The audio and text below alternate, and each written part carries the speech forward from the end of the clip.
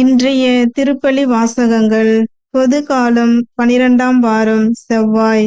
முதல் வாசகம். என் பொருட்டும் என் ஊழியன் தாவீதின் பொருட்டும் நான் எருசலேமை பாதுகாத்து விடுவிப்பேன். அரசர்கள் 2ஆம் நூலிலிருந்து வாசகம். அதிகாரம் 19. இறை வார்த்தைகள் 9 முதல் 11, 14 முதல் 21, 31 முதல் 35 மற்றும் 36 முடிய. அந்நாள்களில் அசிரிய மன்னன் எத்தோப்பிய மன்னனான திராக்கா தனக்கு எதிராய் படை திரட்டி கொண்டு வருவதாக கேள்வியுற்று எசேக்கியாவிடம் மீண்டும் தூதரை அனுப்பி, யூதா அரசன் எசேக்கியாவிடம் நீங்கள் இவ்வாறு கூறுங்கள்: எருசலேம் அசிரிய மன்னனின் கையில் ஒப்புவிக்கப்பட மாட்டாது என்று கூறும் உன் கடவுளை நம்பி ஏமாந்து விடாதே. இதோ, அசிரிய மன்னர்கள் எல்லா நாடுகளுக்கும் செய்து இருப்பதையும் அவற்றை முற்றிலும் அழித்ததையும் நீ கேள்விப்பட்டிருப்பாய். அப்படி இருக்க நீ மட்டும் தப்பிவிட முடியுமா? எசேக்கியா தூதரின் கையில் இருந்த மடலை வாங்கி வாசித்த பின் கோவிலினுள் சென்று ஆண்டவர் திருமுன் மடலை விரித்து வைத்தார். மேலும் எசேக்கியா ஆண்டவரை மன்றாடி கூறியது: கெருபுகள் மேல் வீற்றிருக்கும் இஸ்ரேலின் கடவுளான ஆண்டவரே, இவ்வுலகத்து அரசுகளுக்கெல்லாம் நீர் ஒருவரே கடவுள். விண்ணையும் மண்ணையும் படைத்தவர் நீரே.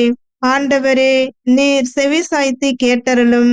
ஆண்டவரே, உம் விழிகளை திறந்து என்னை நோக்கியருளும். தூதனுப்பி என்றுமுள்ள கடவுளை பழித்துரைக்கும் சனகெருபின் சொற்களை கேட்பீராக. ஆண்டவரே, அசிரிய மன்னர்கள் வேற்றினத்தாரையும் அவர்கள் நாடுகளையும் அழித்தது உண்மைதான். அவர்கள் வேற்றினத்தாரின் தெய்வ சிலைகளை நெருப்பில் இட்டு எரித்தனர். ஏனெனில் அவை உண்மை கடவுள் அல்ல, மரத்தாலும் கல்லாலும் மனிதன் செய்தவை. எனவே அவற்றை அழிக்க முடிந்தது. எங்கள் கடவுளாகிய ஆண்டவரே, இப்பொழுது இவன் கையில் இருந்து எங்களை காத்தருளும். இதன் மூலம் நீர் ஒருவரே கடவுளாகிய ஆண்டவர் என்பதை உலகின் எல்லா அரசுகளும் அறிந்து கொள்ளும். அப்பொழுது ஆமோத்சின் மகன் எசையா எசேக்கியாவிடம் ஆள் அனுப்பி சொன்னது: இஸ்ரேலின் கடவுளாகிய ஆண்டவர் கூறுவது இதுவே: அசிரிய மன்னன் சனகெருபை பற்றிய உன் வேண்டுதலை கேட்டேன். அவனுக்கு எதிராக ஆண்டவர் கூறிய வார்த்தை இதுவே: கன்னி மகள் சீயோன் உன்னை இகழ்கிறாள், உன்னை பார்த்து நகைக்கிறாள். மகள் எருசலேம் பின் நின்று தலை அசைக்கிறாள். ஏனெனில் எஞ்சியோர் எருசலேமிலிருந்து வெளியேறுவர். உயிர் பிழைத்தோர் சீயோன் மலையினின்று புறப்படுவர். படைகளின் ஆண்டவரது ஆர்வமே இதை நிறைவேற்றும். ஆதலால் ஆண்டவர் அசிரிய மன்னனை குறித்து இவ்வாறு கூறுகிறார்: இந்நகர்களுக்குள் அவன் நுழைய மாட்டான், அதில் அம்பு எய்ய மாட்டான், அதை எதிர்த்து கேடயத்துடன் வரமாட்டான், அதற்கு எதிராக முற்றுகை தளம் எழுப்ப மாட்டான். அவன் வந்த வழியே திரும்பி போவான், இந்நகருக்குள் நுழையவே மாட்டான் என்கிறார் ஆண்டவர். இந்நகரை நான் பாதுகாப்பேன். என் பொருட்டும் என் ஊழியன் தாவீதின் பொருட்டும் நான் அதை விடுவிப்பேன். அன்றிரவு ஆண்டவரின் தூதர் புறப்பட்டு சென்று அசிரியரின் பாளையத்தில் 1,85,000 பேரை கொன்றார்.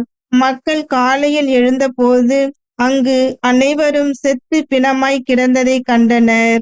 எனவே அசிரிய மன்னன் சனகெருபு திரும்பி சென்று நினிவேயில் தங்கியிருந்தான். ஆண்டவரின் அருள்வாக்கு. இறைவனுக்கு நன்றி. பதிலுரை பாடல். திருப்பாடல் 48. இறைவசனங்கள் 1 முதல் 2, 2 முதல் 3 மற்றும் 9 முதல் 10 முடிய. பல்லவி. கடவுள் தம் நகரை எந்நாளும் நிலைத்திருக்க செய்வார். ஆண்டவர் மாண்புமிக்கவர். நம் கடவுளின் நகரில் அவரது திருமலையில் மிகுந்த புகழுக்கு உரியவர். தொலைவடக்கில் திகழும் சீயோன் மலை அனைத்து உலகிற்கும் மகிழ்ச்சியாய் விளங்குகின்றது. பல்லவி. கடவுள் தம் நகரை எந்நாளும் நிலைத்திருக்க செய்வார். மாவேந்தரின் நகரும் அதுவே. அதன் அரண்மனைகளில் கடவுள் வீட்டிலிருந்து தம்மையே அதன் கோட்டை என காட்டியுள்ளார். பல்லவி. கடவுள் தம் நகரை எந்நாளும் நிலைத்திருக்க செய்வார். கடவுளே, உமது கோவிலின் நடுவில் உம் பேரன்பை நினைந்து உருகினோம். கடவுளே, உமது பெயரைப் போலவே உமது புகழும் பூவுலகின் கடை எல்லை வரை எட்டுகின்றது. உமது வழக்கை நீதியை நிலைநாட்டுகின்றது. பல்லவி. கடவுள் தம் நகரை என்னால் மேத்திருக்க செய்வார். நற்செய்திக்கு முன் வாழ்த்தொலி. அல்லேலுயா, அல்லேலுயா. உலகின் ஒளி நானே. என்னை பின்தொடர்பவர் இருளில் நடக்க மாட்டார், வாழ்வுக்கு வழிகாட்டும் ஒளியை கொண்டிருப்பார். அல்லேலுயா, அல்லேலுயா. நற்செய்தி வாசகம். பிறர் உங்களுக்கு என்னென்ன செய்ய வேண்டும் என விரும்புகிறீர்களோ அவற்றை மற்றவர்களுக்கு செய்யுங்கள். மத்தேயு எழுதிய தூய நச்சிலிருந்து வாசகம். அதிகாரம் 7, இறைவசனங்கள் 6 மற்றும் 12 முதல் 14 முடிய. அக்காலத்தில் இயேசு தம் சீடரை நோக்கி கூறியது: தூய்மையானது எதையும் நாய்களுக்கு கொடுக்க வேண்டாம், அவை திருப்பி உங்களை கடித்து குதறும். மேலும் உங்கள் முத்துகளை பன்றிகள் முன் எரிய வேண்டாம், எரிந்தால் அவை தங்கள் கால்களால் அவற்றை மிதித்துவிடும். ஆகையால் பிறர் உங்களுக்கு செய்ய வேண்டும் என விரும்புகிறவற்றை எல்லாம் நீங்களும் அவர்களுக்கு செய்யுங்கள்.